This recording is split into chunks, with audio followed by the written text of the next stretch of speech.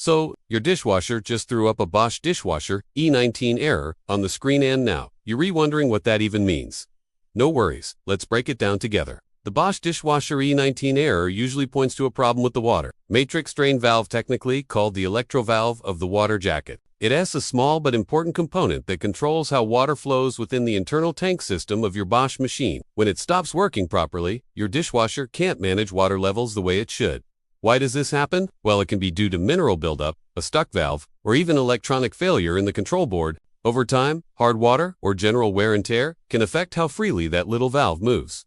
Now, can you fix it yourself? Maybe. If you're a bit handy, you can disconnect the power, remove the side panel, and access the electrovalve near the water tank.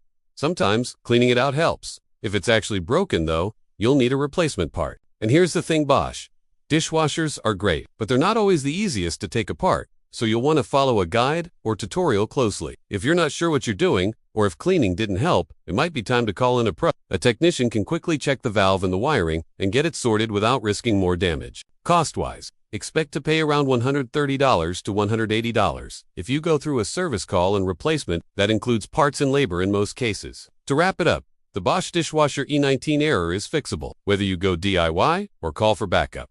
The key is acting sooner rather than later, before a small valve becomes a bigger headache.